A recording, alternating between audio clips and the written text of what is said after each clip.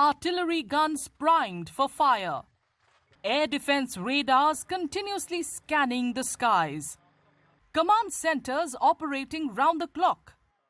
India's brave soldiers stand firm, ready to defend the nation with fire and fury. Operation Sindoor's success dealt a massive blow to cross-border terrorism and its backers. But the Indian armed forces continue to remain on high alert, constantly vigilant and fully prepared to counter any threat along the borders in Jammu and Kashmir. हमको जो बताया गया था, जो targets दिए गए थे, उनको हमने बढ़ चढ़ के ध्वस्त किया है। और आगे भी अगर ऐसा कुछ हुआ हमारे देश की आन बान शान पे अगर आंच आती है, तो ये भारतीय सेना हमेशा उस चीज का मुंह तोड़ जवाब देगी। तो हमारा मेन काम फायर सपोर्ट देना होता है और उसमें हमको काफी काबिलियत है और हम हमेशा उस चीज को आगे तक लेके जाएंगे। मतलब जोश किस तरह का है जवानों के बीच में? जोश जवानों का मोरल बहुत हाई है। मतलब उन्होंने किसी भी मुश्किल परिस्थिति में जवाब देने के लिए हमेशा तत्पर हैं और आगे भी रहेंगे। Launched on May 7th, Operation Sindoor was India's calculated response to the brutal terror attack in Pahalgam, Jammu and Kashmir.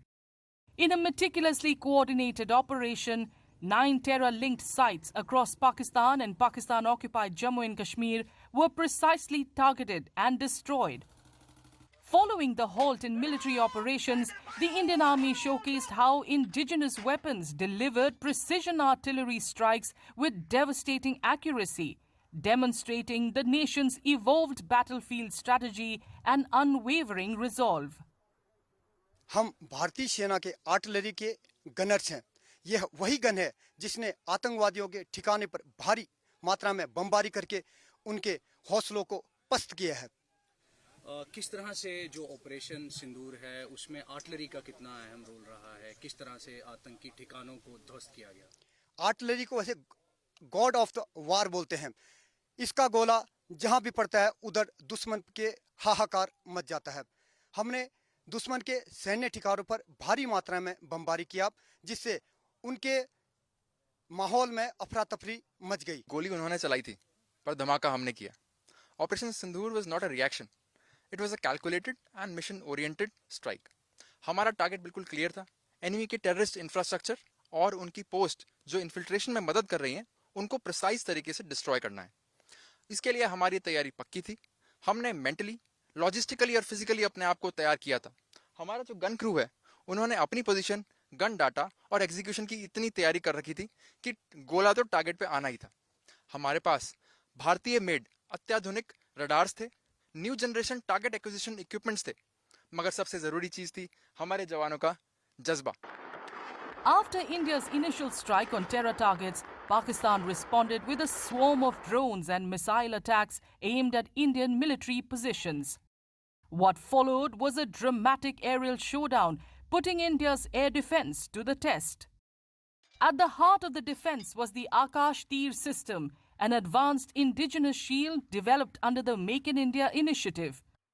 Powered by early warning radars, the system intercepted and neutralized incoming drones mid-air with pinpoint precision, preventing any damage to intended targets.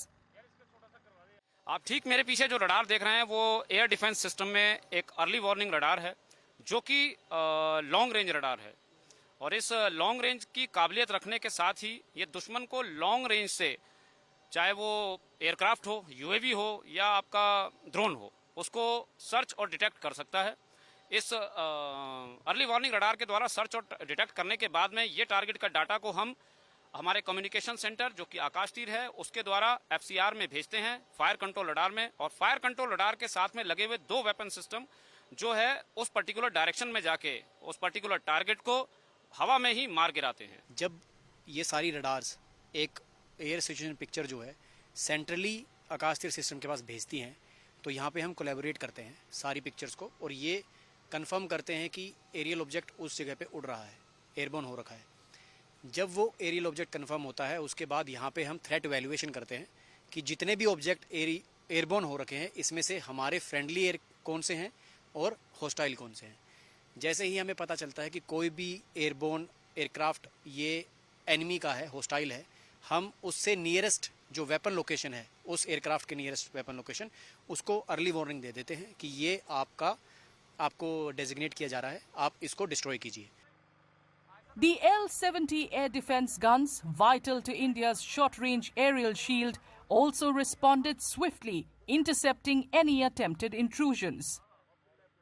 हमने पूरे drone जितने हमारी तरफ आए इनको हमने effectively engage किया, neutralise किया और इनको गिराया। हमारी तरफ से हमारा कोई भी मैन इक्विपमेंट किसी को भी कोई नुकसान नहीं हुआ, देयर वाज नो लॉस। हमारा जो आप देख पा रहे हैं ये एक गन आप देख पा रहे हैं, ये गन बहुत ही इफेक्टिव गन है।